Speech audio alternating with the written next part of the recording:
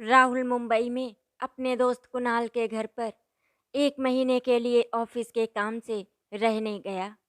वहाँ का माहौल देखकर राहुल को बहुत खुशी हुई और वो मन ही मन में सोचने लगा, काश उसके घर में भी उसकी पत्नी और उसकी माँ दोनों इसी तरह से मिलजुल कर रहती, तो आज उसको अपना घर छोड़कर मुंबई नहीं आना पड़ता। राहुल बहुत ज़्यादा परेशान था, इसीलिए कुणाल ने उससे पूछा, क्या हुआ मेरे दोस्त? तू बहुत ज़्यादा परेशान दिख रहा है। घर में सब ठीक तो है ना? कोई परेशानी तो नहीं? अब राहुल उसको कैसे बताता कि उसके घर में क्या चल रहा है। कुणाल तो यही समझ रहा था कि राहुल ऑफिस के काम से 1 महीने के लिए आया है, लेकिन राहुल तो अपने घर से भाग कर गया था वहाँ पर 1 महीने के लिए, क्योंकि वो अपनी पत्नी और अपनी माँ के बीच में बट गया था। वो मेंटली बहुत ज़्यादा परेशान हो रखा था, इसीलिए उसको ऐसा फैसला लेना पड़ा। कुणाल ने राहुल को एक बार फिर आवाज़ दी, कहाँ खो गया राहुल? क्या हुआ? घर में सब ठीक तो है ना? राहुल ने कहा, कुणाल घर में सब ठीक है, तू चिंता मत कर। अच्छा, मैं तुम्हारी चिंता ना करूं? तू बहुत अच्छी तरह से जानता है, मैं तेरा चेहरा देखकर ही समझ जाता हूँ कि तू परेशान है या फिर खुश। राहुल, तुझे कुछ भी छुपाने की ज़रूरत नहीं है, तू तो मेरा लंगोटिया यार है। राहुल को समझ में नहीं आ रहा था कि आखिर वो अपने दोस्त कुणाल को कैसे बताए कि वो अपनी माँ और पत्नी से परेशान है। तभी कुणाल की पत्नी सोनम चाय लेकर आती है। कुणाल, पहले देवर जी को थोड़ा रिलैक्स कर लेने दो, उसके बाद उनसे पूछ लेना जो भी तुम्हें पूछना है। कुणाल का कोई भाई नहीं था, लेकिन वो राहुल को अपना भाई ही मानता है, इसीलिए सोनम उसे हमेशा देवर जी ही कहकर बुलाती है और राहुल को भी उससे कोई आपत्ति नहीं है। देवर जी, पहले आप आराम से चाय नाश्ता कीजिए, तब तक मैं मम्मी पापा को बुला कर लाती हूँ। सोनम उनको बुलाने जा ही रही थी, तभी उसने देखा कि मम्मी पापा बाहर ही आ रहे थे, तो वो वहीं हॉल में रुक गई। कुणाल के मम्मी पापा हॉल में आकर बैठ गए और सोनम उनके लिए चाय लेने चली गई। सोनम सबके लिए चाय ले आई थी और फिर सबके साथ मिलकर उसने भी चाय पी। पता नहीं क्यों राहुल को देखकर कुणाल को उसकी चिंता होने लगी थी, क्योंकि ये राहुल तो बहुत बदला हुआ था। 1 साल पहले जो राहुल था, वो हमेशा हंसता मुस्कुराता रहता था, और आज जब से राहुल आया था, उसके चेहरे पर मुस्कुराहट तक नहीं दिखाई दी। उसके चेहरे पर अगर कुछ दिखाई दे रहा था, तो वो था तनाव और उदासी। कुणाल ने सोच लिया था कि वो अभी राहुल से कुछ नहीं पूछेगा। वो राहुल को घुमाने के लिए बाहर लेकर जाएगा। वहीं पर दोनों आपस में खुलकर बातें करेंगे। लगभग 2 घंटे के बाद कुणाल ने राहुल से कहा, राहुल, चल थोड़ी देर टहल कर आते हैं। कुणाल के घर के पास एक छोटा सा पार्क था, जहाँ पर सभी लोग टहलते रहते थे। दोनों वहीं पर पहुँच जाते हैं। थोड़ी देर तक दोनों टहल टहल कर इधर उधर बातें करते रहे। फिर दोनों एक जगह पर बैठ गए। तब कुणाल ने राहुल से फिर वही सवाल किया, राहुल, सब ठीक तो है ना? तू बहुत परेशान है। भाभी जी से कोई बात हुई है क्या, या फिर माँ से झगड़ा हुआ है? देख राहुल, तुझे मुझसे कुछ भी छुपाने की ज़रूरत नहीं है। तेरे अंदर जो कुछ भी है, तू मुझे आज बता दे। हो सकता है तेरी परेशानी का हल मेरे पास हो। कुणाल की बातें सुनकर राहुल की आंखों में आंसू आ गए। वो मन ही मन में सोच रहा था कि कुणाल को मेरी परेशानी दिखाई दे रही है, तो फिर मेरी पत्नी और मेरी माँ को मेरी परेशानी क्यों नहीं दिखाई देती। राहुल ने पहले चैन की सांस ली और फिर उसके बाद उसने बोलना शुरू किया, कुणाल, साल भर से मैं बहुत ज़्यादा परेशान हूँ। मैं 2 पार्टों के बीच पिसा जा रहा हूँ। एक पार्ट है मेरी अपनी माँ और दूसरी मेरी पत्नी। राहुल इकोनॉमिक्स में एमबीए था और एक एमएनसी में सीनियर एनालिस्ट की जॉब पर था। वो अल्मोड़ा का निवासी था, पर उसकी शिक्षा दीक्षा इलाहाबाद में हुई थी। अब यहीं के ब्रांच में उसको नौकरी भी मिल गई। राहुल के लिए तो ये सोने पर सुहागा था। उसके पिता का देहांत बचपन में ही हो गया था। उसकी माँ अभी भी पहाड़िन बेटी थी।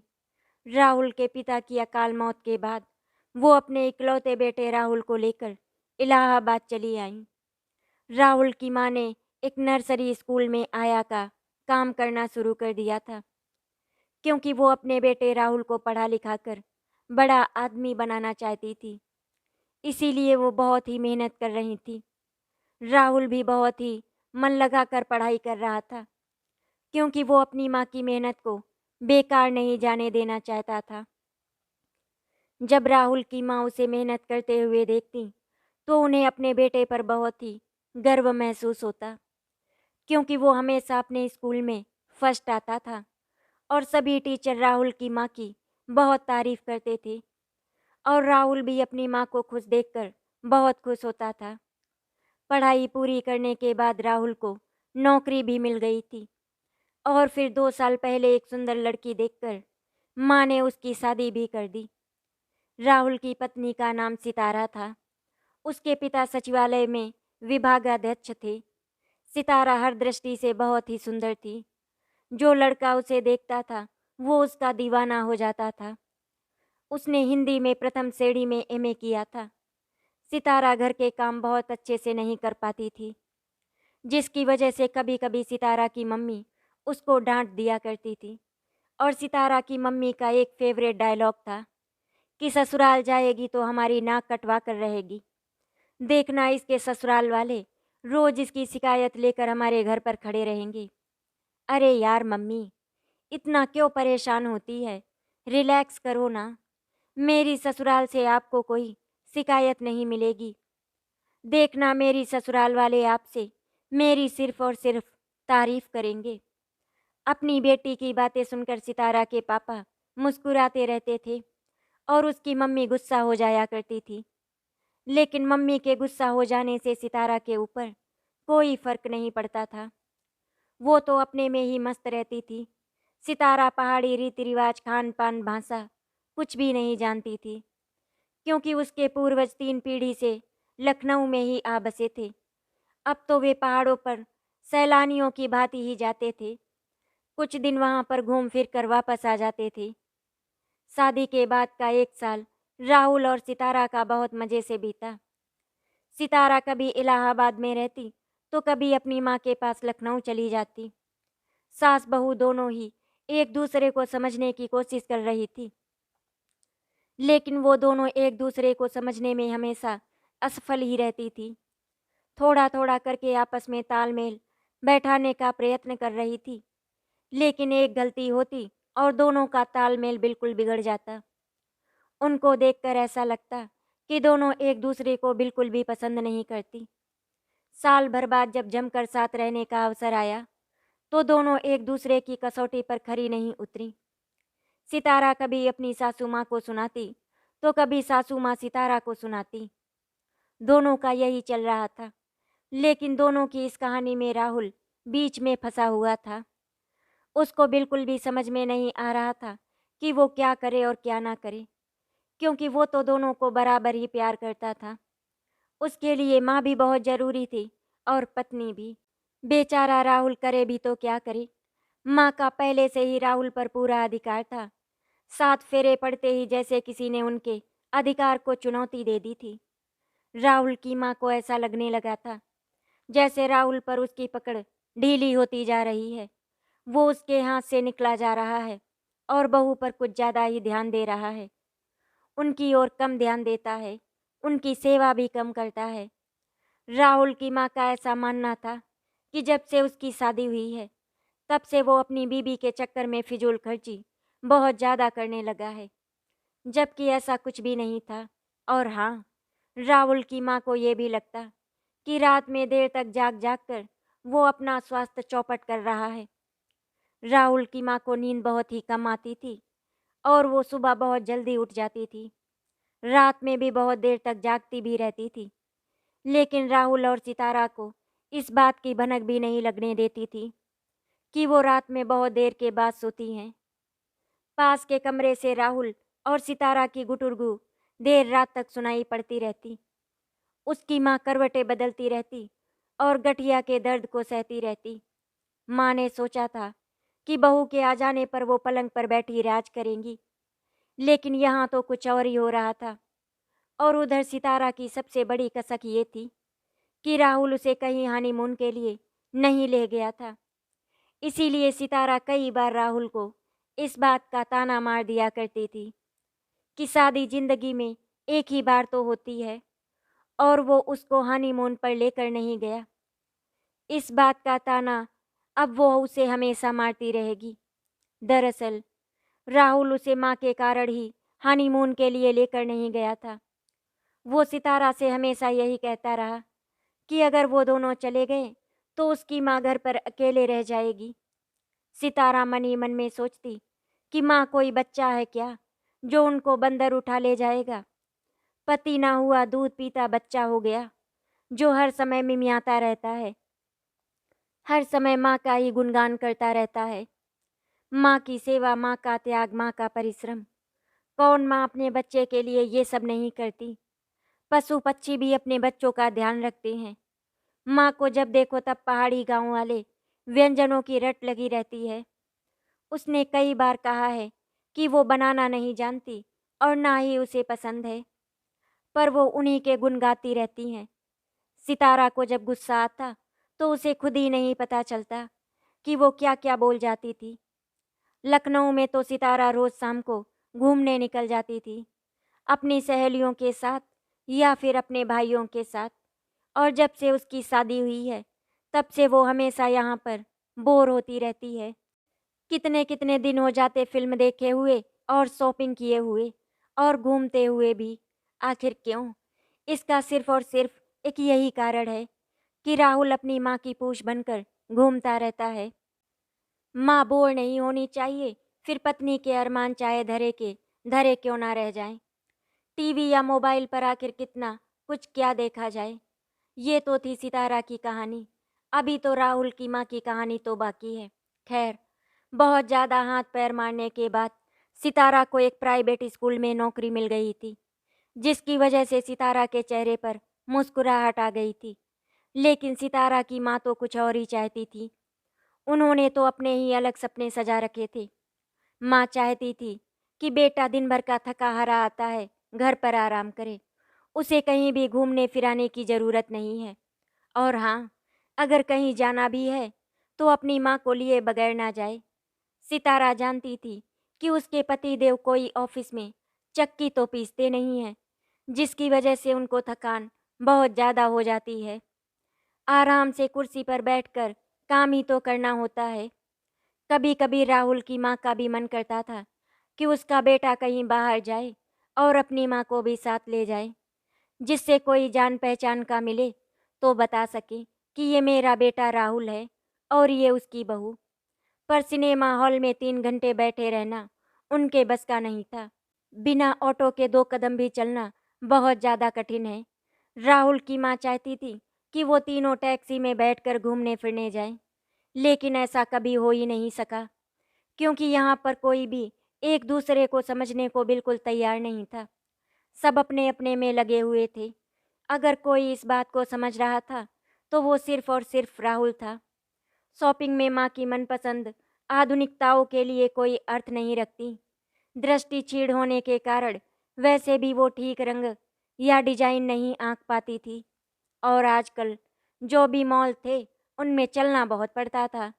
घूम भी वो ज़्यादा नहीं पाती थी, पर अकेला घर उसे काटने को दौड़ता। उसका जी घबराने लगता। कभी कोई पड़ोसी ना जाती तो वो बेटे बहू की अपने प्रति उदासीनता की चर्चा करने लगती। पड़ोसिनें भी इक्का दुक्का ही थी, क्योंकि उनके आसपास जनरल कास्ट भी ज़्यादा थे, जो अब उनसे बात करने में कतराते थे, क्योंकि वो पिछड़ी जाति से थे। सितारा के संबंध में वो राहुल से भी चोरी छिपे कहती, सलोनी सूरत पर रीत जाने के अपने निर्णय पर मलाल करती हूँ। अगर मुझे पहले से पता होता कि तुम्हें अपनी माँ के अलावा कोई और दिखाई नहीं देता तो मैं कभी भी तुमसे शादी नहीं करती। सितारा राहुल को बहुत कुछ कह दिया करती थी और राहुल उसकी बातें चुपचाप सुनता रहता था, क्योंकि वो बहुत अच्छी तरह से जानता था कि कहीं न कहीं वो सितारा के साथ भी गलत कर रहा है। बहू के आलसी होने, गृह कार्य में कुशल ना होने, सेवा ना करने आदि की बात कहती। पुराने जमाने की आप बीती कहती रहती। राहुल सिर्फ हाँ हूँ करता रहता। क्या कहता उसे? उसे तो अपने प्रति समर्पण में सितारा में भी कहीं कमी दिखाई नहीं देती थी। पर वो अशिक्षित माँ की आंखों पर लगा एक पीढ़ी पुराना चश्मा कैसे उतार फेंकता, माँ के संस्कारों को कैसे पलटता। जिस माँ का समूचा स्नेह उसी को मिला हो, उसको वो कैसे समझाता। माँ और सितारा दोनों ही राहुल के दफ्तर से लौटने की प्रतीक्षा करती। सितारा भी स्कूल से 2 बजे तक आ जाती थी। उसका भी समय काटे नहीं कटता था। यदि वो माँ के पास बैठ जाता तो सितारा के बड़े रक्तचाप का ज्ञान उसे रसोई में गिरते खनकते बर्तनों से हो जाता। वो रसोई में नहीं होती तो धप धप करके आंगन में कई बार बेमतलब गुजरती। स्वागत की मुस्कुराहट के इस स्थान पर उसके अधरों पर उपेक्षा का भाव रहता। यदि राहुल सीधा पत्नी के पास भीतर चला जाता तो माँ कराहती, घिसटती घुटनों के जोड़ों में दर्द को कोसती, स्वयं कमरे के बाहर बरामदे में आ जाती और कहने लगती, कफ सिरप से खांसी में तो लाभ है, पर जोड़ों के दर्द में कतई फायदा नहीं है। उनसे ये भी कहना कि भूख एकदम कम हो गई है, पूछना मुनक्के तो नहीं नुकसान करेंगे। फिर वो साड़ी ऊपर उठाकर घुटनों की सूजन पर हाथ फेरने लगती। सितारा को चाय नाश्ता लाने का आदेश देती तो सितारा भी कुड़ जाती। ऐसा लगता है कि अगर सासू माँ मुझसे नहीं कहेंगी तो मैं राहुल को चाय नाश्ता कुछ भी नहीं दूंगी। जैसे मुझे तो राहुल की बिल्कुल भी चिंता ही नहीं है। एक वही तो हैं घर में जिन्हें राहुल की चिंता है।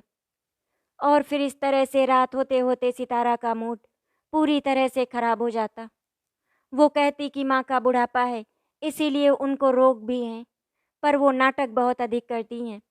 दिन में खुद कई बार बाथरूम हो आती हैं, गैस पर पानी गर्म कर लेती हैं, पर राहुल के आते ही ठिनकने लगती हैं। जैसे ही राहुल घर में प्रवेश करता है, माँ जी की सारी बीमारियां आ जाती हैं।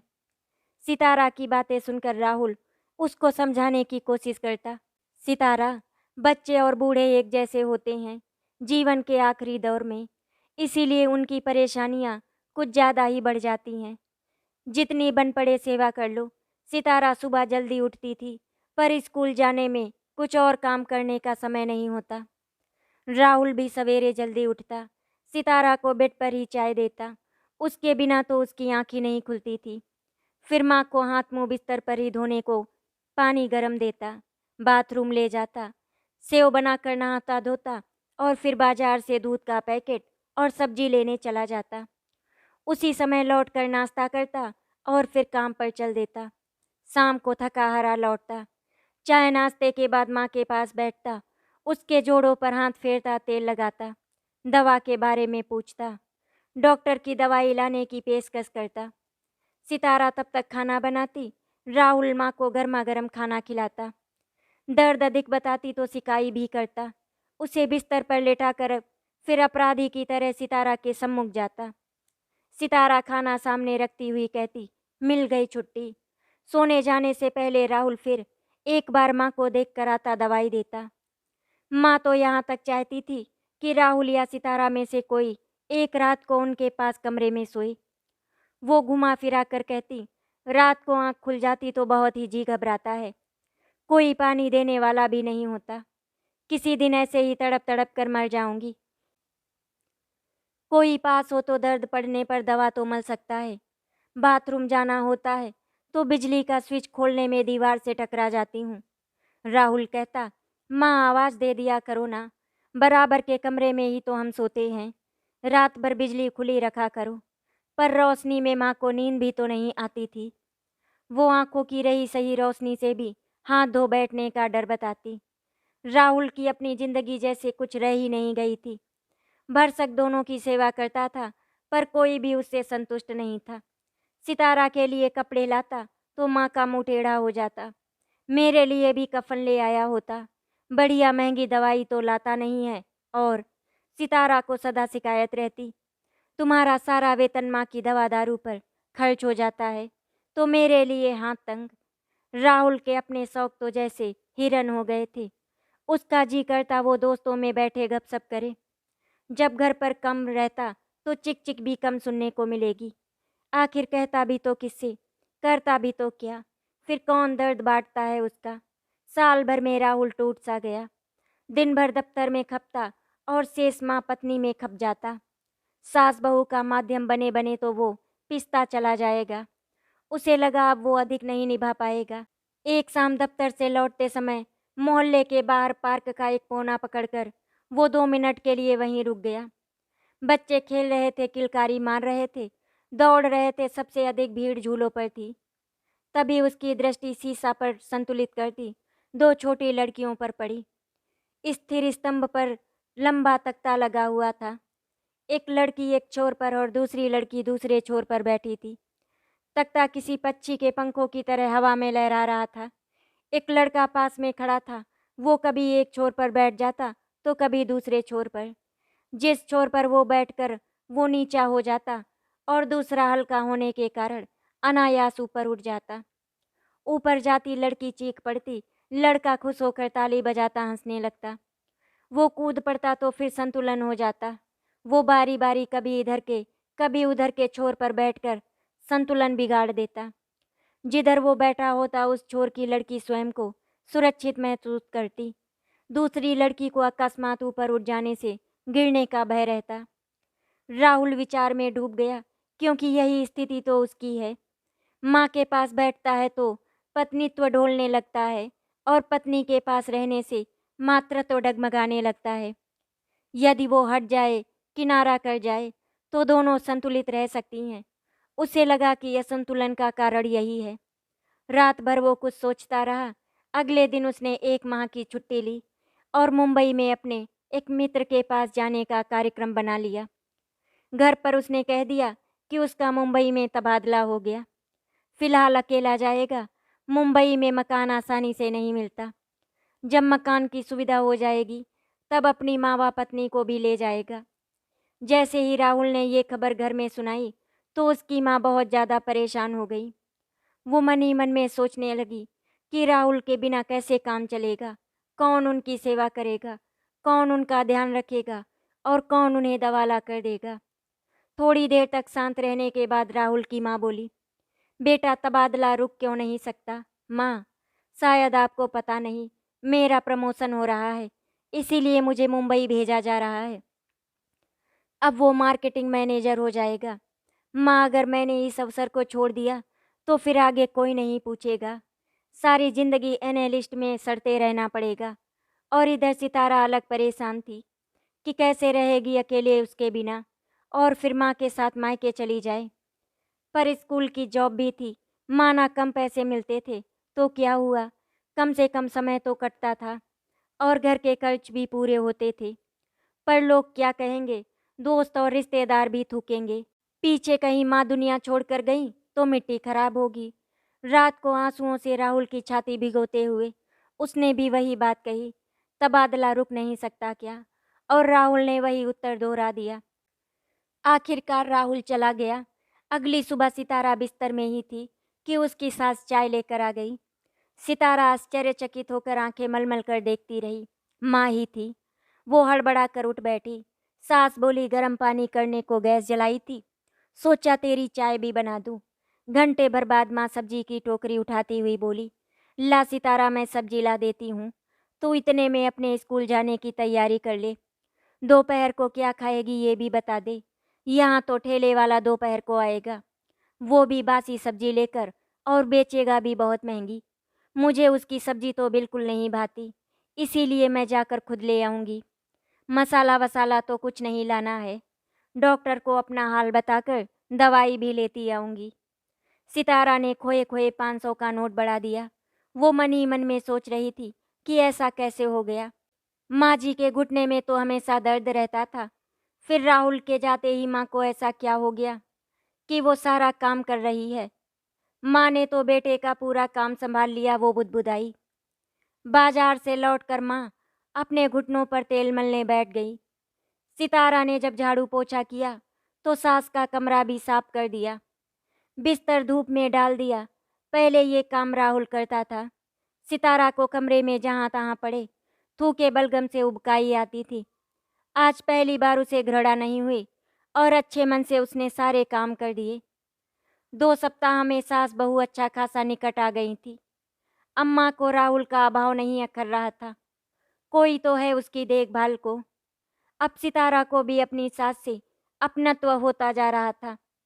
साल भर का अलगाव धीरे धीरे पिघलता जा रहा था। सितारा ने अपनी खाट सास के कमरे में ही डाल ली। सास तो जैसे निहाल हो गई। 1 माह बाद जब राहुल लौटा तो आंगन में घुसते ही उसका चेहरा खिल गया। सितारा बरामदे में बैठी माँ के घुटनों पर तेल मल रही थी। दोनों के चेहरे तनाव मुक्त थे। दिन भर दोनों में से किसी ने उससे कोई शिकवा शिकायत नहीं की। राहुल की माँ से अकेले में भी बातचीत हुई। वो सितारा की भूरी भूरी प्रशंसा कर रही थी। कह रही थी, खरा सोना है मेरी सितारा। रात को सितारा से भेंट होने पर राहुल बोला, प्लेन में पहाड़ के एक पंडित मिले थे, माँ को जानते हैं वो। कह रहे थे हरिद्वार भेज दो उनको, वहाँ पर एक वृद्धाश्रम है और तो और वो बहुत ही सस्ता भी है। मुझे नहीं लगता माँ को उससे अच्छा कोई वृद्धाश्रम मिलेगा। मैंने उस वृद्धाश्रम में जाकर सब कुछ पता कर लिया है। और रही बात उनके खाने पीने की, तो उसका इंतजाम भी हो जाएगा। पंडित जी बता रहे थे कि खाना लंगर में ही खा लिया करेंगी। बहुत से बुजुर्ग वहाँ रहते हैं जो इसी तरह से अपना जीवन यापन कर रहे हैं।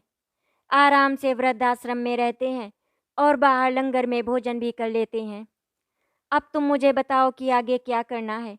माँ को कब वृद्धाश्रम में छोड़ने जाना होगा। राहुल जब ये सारी बातें बोल रहा था तो कहीं न कहीं वो अंदर से मुस्कुरा रहा था, जो सितारा को दिखाई नहीं दे रहा था। राहुल की बातें सुनकर सितारा को यकीन नहीं हो रहा था कि राहुल माँ के साथ ऐसा भी कर सकता है। सितारा मन ही मन में सोच रही थी कि ऐसा कैसे हो गया। जो बेटा अपनी माँ के बिना कुछ नहीं करता था, आज वो अपनी माँ को वृद्धाश्रम में छोड़ने के लिए कैसे तैयार है। थोड़ी देर तक सितारा राहुल को घूरती रही, फिर उसके बाद तेवर चढ़ाती हुई बोली, राहुल तुम्हारा दिमाग खराब हो गया है क्या? तुम्हें समझ में भी आ रहा है कि तुम क्या बोल रहे हो? हाँ सितारा, मैं बहुत अच्छी तरह से जानता हूँ कि मैं क्या बोल रहा हूँ। तुम ही तो कहती रहती थी कि मैं तुम्हें समय नहीं देता, इसीलिए मैंने सोचा है कि माँ को वृद्धाश्रम भेज देता हूँ और फिर सारा समय तुम्हारा है। राहुल, मैंने कभी ऐसा नहीं कहा कि माँ को वृद्धाश्रम में छोड़ दो। और वैसे भी जब तुम यहाँ पर नहीं थे तो हम दोनों को अपनी गलती का एहसास हो गया है। तुम्हें पता है राहुल, अम्मा मेरे साथ बहुत अच्छे से रहती हैं। वो मुझसे बहुत प्यार करने लगी हैं, इसीलिए अब मुझे माँ से कोई शिकायत नहीं है। लेकिन तुम बस थोड़ा मुझे घुमा दिया करो, मैं भी तो घर में बोर हो जाती हूँ। तुम्हें तो पता है मुझे घूमने फिरने का कितना शौक है, लेकिन तुमने मुझे घर के अंदर बंद कर दिया था। शायद इसी वजह से मैं बहुत ज़्यादा चिड़चिड़ी हो गई थी। और हाँ राहुल, माँ हम पर भार नहीं है, इसीलिए मैं उन्हें कहीं भी नहीं जाने दूंगी। जब तक हैं यहीं रहेंगी हमारे साथ। राहुल की आंखों में खुशी के आंसू छलक आए। अगले दिन उसने घर पर बताया कि मुंबई का मौसम उसे सूट नहीं कर रहा है, इसीलिए वो यहीं पर रहेगा। उसने इलाहाबाद अपने पुराने पद पर ही तबादला करा लिया है। सास और बहू के मुंह से एक साथ प्रसन्नता से निकला, हम सब यहीं पर रहेंगे। अच्छा माँ, एक बात बताओ, आप दोनों के अंदर इतना बदलाव कैसे आया? तो राहुल की माँ ने कहा, बेटा तुम्हारे जाने के बाद 3-4 दिनों तक तो सब कुछ उथल पुथल हो गया था, लेकिन फिर उसके बाद हम दोनों ने मिलकर घर संभाला। जैसे तैसे हमारा घर संभल गया था। हम दोनों अब एक दूसरे का ख्याल रखने लगे थे, मिलजुल कर काम करते। और फिर 15 दिनों के बाद तुम्हारे दोस्त कुणाल का फ़ोन आया मेरे पास। उसने मुझे तुम्हारी स्थिति के बारे में बताया। उसकी बातें सुनकर मुझे बहुत तकलीफ़ हुई कि मैं अपने बेटे को समझ नहीं पाई। उसके बाद मैंने ये सारी बातें बहू को बताई। तुम्हें पता है राहुल, जब से मैंने चलना फिरना काम करना शुरू कर दिया है, तब से मुझे घुटनों में दर्द में बहुत आराम मिल गया है। उसके बाद हम दोनों ने फैसला किया, जो गलती हमने पहले की है वो दोबारा नहीं करेंगे। राहुल ने कहा कि वो भी अपनी गलती दोहराएगा नहीं और दोनों को बराबर समय देगा। सबके चेहरे पर मुस्कुराहट आ जाती है। सितारा सबके लिए चाय बनाने चली जाती है और वो दोनों माँ बेटे आपस में बातें करते रहते हैं। धीरे धीरे करके दिन गुजरने लगे। राहुल हमेशा इस बात का ध्यान रखता, सितारा को घूमना फिरना पसंद है, इसीलिए हफ्ते 15 दिन में वो एक बार उसे बाहर लेकर जाता, जिसकी वजह से सितारा भी बहुत खुश रहने लगी थी। कहते हैं छोटी छोटी चीज़ें हमारी ज़िंदगी बदल देती हैं। थोड़ा थोड़ा सबने अपने आप को बदला और ज़िंदगी खुशहाल हो गई। आशा करती हूँ आपको हमारी कहानी अच्छी लगी होगी। अगर आपको हमारी कहानी अच्छी लगी तो वीडियो को लाइक एंड शेयर करें, चैनल को सब्सक्राइब करें। वीडियो देखने के लिए आपका धन्यवाद।